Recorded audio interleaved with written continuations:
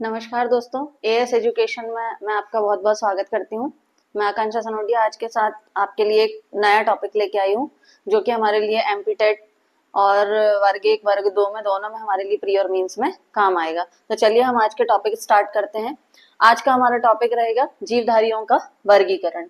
जीवधारी मतलब कि जो हमारे पूरे संपूर्ण जो हमारा बायोलॉजी सब्जेक्ट है, जो हमारा है, उस पे जीवधारियों को अलग अलग उनकी स्पीशीज को जानने के लिए, उनके क्लासिफिकेशन को जानने के लिए कि वो किस जाति से आते हैं, किस कुल से आते हैं, क्योंकि हमारे साथ में बहुत सारे जीव जंतु उपस्थित रहते हैं। लेकिन सब जैसे हम मनुष्य हैं, मनुष्य की एक अलग प्रजाति है, उस इसी जीव जंतु में बहुत सारे हमारे साथ जैसे कुछ जलीय वाले जीव हो गए, उभयचर हो गए, है ना, जो मरुस्थल में रहने वाले वो अलग अलग हो गए। इन सबको हमें एक साथ इकट्ठा उनके बारे में अध्ययन करना बहुत मुश्किल होगा।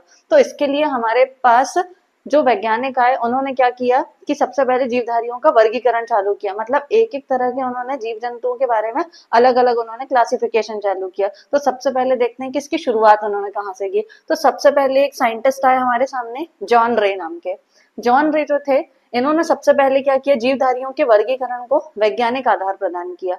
मतलब जो सबसे पहले जॉन रे आए, उन्होंने क्या किया कि एक साइंटिफिक रूपरेखा इन्होंने बनाई कि हम इनको वैज्ञानिक रूप से कैसे अलग अलग जातियों में विभक्त कर सकते हैं। तो आपको ये बात समझ में आ गई होगी। दूसरा हमारा टॉपिक इन्होंने लाया, अब हमारे पास एक नए वैज्ञानिक आए जो कि स्वीडिश के वैज्ञानिक थे, कैरोलस लीनियस। कैरोलस लीनियस जो हैं, इन्होंने आधुनिक वर्गीकरण में सबसे ज्यादा योगदान दिया। देखिए, जब भी कोई साइंटिस्ट हमारे सामने आते हैं तो सबसे पहले वो किसी भी चीज की नींव रखते हैं। तो जो पहले वाले जो हमारे यहाँ, इन्होंने केवल एक क्या दिया, हमको वैज्ञानिक आधार प्रदान किया। फिर दूसरी बार में जब कैरोलस लीनियस धीरे धीरे उन्होंने अपना क्लासिफिकेशन को बढ़ाया, तो उन्होंने सारी आधुनिक चीजों को इकट्ठा करने का प्रयास किया। तो हमारे लिए आधुनिक वर्गीकरण का आधार कौन हो गए, कैरोलस लीनियस हो गए। फिर जब कैरोलस लीनियस आए तो उन्होंने क्या किया, हर तरह के प्लांट के लिए, जीव जंतुओं के लिए अलग अलग उन्होंने वर्गीकरण के लिए उन्होंने अपनी अपनी बुक्स लिखी, जिसमें उन्होंने अलग अलग पेड़ पौधों का, जीव जंतुओं का, सबका अलग अलग वर्गीकरण किया। तो सबसे पहले उन्होंने जो बुक लिखी, जो एग्जाम में पूछी जाती है इनकी बुक्स जो है, एक है उनकी जेनेरा प्लांटेरम, दूसरी है उनकी सिस्टेमा नेचुरी, और तीसरी है उनकी क्लासिस प्लांटेरम, और चौथी है उनकी फिलोसॉफी बॉटनिका। ये उनकी इंपॉर्टेंट बुक्स में से है, जिन्होंने सबसे पहले जीवधारियों का क्लासिफिकेशन करने के लिए एक बहुत महत्वपूर्ण योगदान दिया। क्योंकि जब कोई हमारे सामने एक ऐसा वैज्ञानिक आते हैं जो हमारे लिए एक नई नींव प्रदान करते हैं, उसके लिए हमारे पास कुछ ना कुछ एक बेसिक मॉडल होना चाहिए, जो कि हमें किसने दिया, कैरोलस लीनियस ने दिया।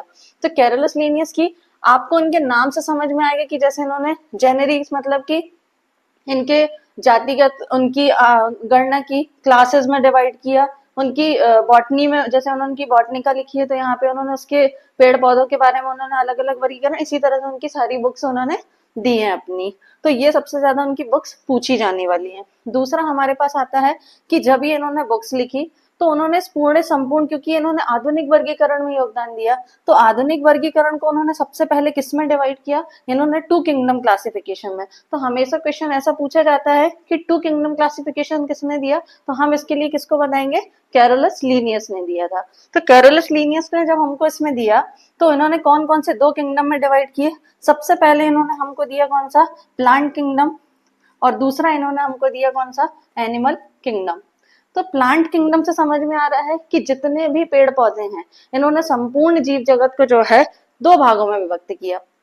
दो भागों में जितने भी पेड़ पौधे वाले हैं, उस पे चाहे सूक्ष्म से सूक्ष्म पेड़ पौधे आए जो एक दूसरे के ऊपर पर पोषित रहते हों, इतर पोषित रहते हों, वो सभी प्रकार के पौधों को उन्होंने प्लांट किंगडम में रखा। और दूसरा इन्होंने बनाया एनिमल किंगडम, जिसमें सभी तरह के जलीय जीव हों, उभयचर हों, मरुस्थलीय हों, सरीसृप हों, किसी भी तरह के जीव हों, या ह्यूमन बींग्स जो भी हों, उन सबको उन्होंने किसमें डिवाइड कर दिया, एनिमल किंगडम ने किया। तो अपन इसके बारे तो अभी हमने इसका देखा था कि जीवधारियों के वर्गीकरण में हम किसके बारे में पढ़ रहे थे, कैरोलस लीनियस के बारे में। जो कि कैरोलस लीनियस जो है, इन्होंने टू किंगडम क्लासिफिकेशन दिया, जिन्होंने जीवधारियों को दो वर्गों में विभाजित किया। एक तो पहला कौन सा था हमारे सामने, प्लांट किंगडम, और दूसरा कौन सा था, एनिमल किंगडम, जिसमें उन्होंने पूरे प्लांट्स को शामिल किया और दूसरे में उन्होंने पूरे एनिमल्स को शामिल किया। इसलिए हमने सबसे पहले उन्होंने एक आधुनिक नींव रखी, इसलिए हम उन्हें क्या कहते हैं, फादर ऑफ टेक्सोनॉमी। जो कि सबसे ज्यादा पूछा जाने वाला क्वेश्चन है कि कैरोलस लीनियस कौन है, तो फादर ऑफ टेक्सोनॉमी का जब भी क्वेश्चन आएगा कि फादर ऑफ टेक्सोनॉमी कौन कहलाते हैं, तो वो कौन कहलाते हैं, कैरोलस लीनियस। तो अभी तक हमने कितने टाइप के फादर्स को पढ़ लिया। सबसे पहले हमने क्या पढ़ा था, जब हमने पिछली क्लास में देखा था उसमें सबसे पहले किसको देखा था कि फादर ऑफ बायोलॉजी कौन है, तो वो कौन थे, अरस्तु थे। फिर उसके बाद हमने देखा कि फादर ऑफ बॉटनी कौन है, तो वो कौन थे हमारे पास, थियोफ्रास्टस थे। फिर हमने देखा फादर ऑफ जूलॉजी कौन थे, तो वो कौन थे हमारे पास, फादर ऑफ जूलॉजी हमारे लिए अरस्तु थे। उसके बाद हमारे पास नेक्स्ट कौन आए हैं, फादर ऑफ टेक्सोनॉमी, क्योंकि अब हम टेक्सोनॉमी स्टार्ट करने वाले हैं, इसलिए फादर ऑफ टेक्सोनॉमी सबसे पहले जानना जरूरी है कि पूरी नींव को रखने वाले कौन है हमारे सामने, कैरोलस लीनियस है। उसके बाद जब इन्होंने टू किंगडम क्लासिफिकेशन में किया तो कुछ साइंटिस्ट ऐसे आए जिन्होंने अपनी रिसर्च की, उन्होंने कहा कि पूरे इतना बड़ा जीवधारियों का वर्गीकरण है, इसमें हम किसी एक पार्ट में रख के हम उनको सही तरह से डिवाइड नहीं कर सकते, क्योंकि इसमें बहुत सारे ऐसे जीव रहते हैं जो कि एक कोशिकीय भी रहते हैं, जिनमें केवल एक ही कोशिका पाई जाती है, कुछ यूकैरियोट्स भी रहते हैं, कुछ प्रोकैरियोट्स भी रहते हैं, कुछ बहुकोशिकीय भी रहते हैं, उसमें कुछ रंगीन रहते हैं, कुछ तंतुमय रहते हैं जिनमें फिलामेंट्स निकले रहते हैं, कुछ रेंगने वाले जंतु रहते हैं, कुछ सरीसृप रहते हैं, कुछ उभयचर रहते हैं। इसलिए जब हमारे सामने एक नए साइंटिस्ट आए जिनका नाम क्या था, आर.एच. व्हिटेकर था। आर.एच. व्हिटेकर जो थे एक बहुत बड़े साइंटिस्ट हुए जिन्होंने पूरे संपूर्ण जीवधारियों को 5 किंगडम क्लासिफिकेशन दिया। तो इनके सबसे इंपॉर्टेंट चीज कौन सी आती है कि 5 किंगडम क्लासिफिकेशन देने वाले कौन वैज्ञानिक थे हमारे लिए, तो वो थे हमारे लिए कौन, आर.एच. व्हिटेकर। अब देखते हैं कि इन्होंने 5 जो किंगडम बनाए उनको किस किस तरह से उन्होंने डिवाइड किया। तो आज की क्लास में हम इनको इनके 5 किंगडम को देखेंगे कि वो कौन कौन से नाम दिए थे। इन्होंने सबसे पहले किंगडम का नाम क्या दिया, मोनेरा किंगडम। दूसरा उन्होंने डिवाइड किया प्रोटिस्टा किंगडम। तीसरा उन्होंने किया प्लांटी किंगडम। चौथा उन्होंने किया फंजाई। और पांचवा किया उन्होंने एनिमेलिया। अब इन पांचों टॉपिक में उन्होंने बताया कि हर एक वर्ग के जो जीव हैं उनको हम 5 तरह से डिवाइड कर सकते हैं। जैसे एग्जाम्पल के लिए जो भी एनिमल्स वाले आएंगे वो एनिमेलिया ग्रुप में रखा उन्होंने। फंगाई या फंगस वाले जो भी ग्रुप्स के आएंगे वो सब फंगाई में रखा।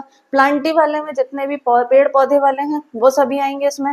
प्रोटिस्टा वाले में यूकैरियोट्स भी आ जाएंगे। और मोनेरा वाले में हमारे पास एक अलग ग्रुप आ जाएगा। तो इस तरह से उन्होंने हमारे सामने कैसे रखा, ये पांचों किंगडम को डिवाइड किया है। अब हमारे लिए इन पांचों किंगडम को, जैसे हम एमपीटेट वर्ग 1 की तैयारी करें तो हमारे लिए इन पांचों किंगडम को एक डिटेल में पढ़ना बहुत जरूरी है। तो कल से हम एक एक किंगडम को स्टार्ट करेंगे, जो कि हमारे लिए सबसे पहले हम स्टार्ट करेंगे मोनेरा किंगडम को। तो थैंक यू दोस्तों, अब अपन मिलते हैं कल से मोनेरा किंगडम की क्लासेस में।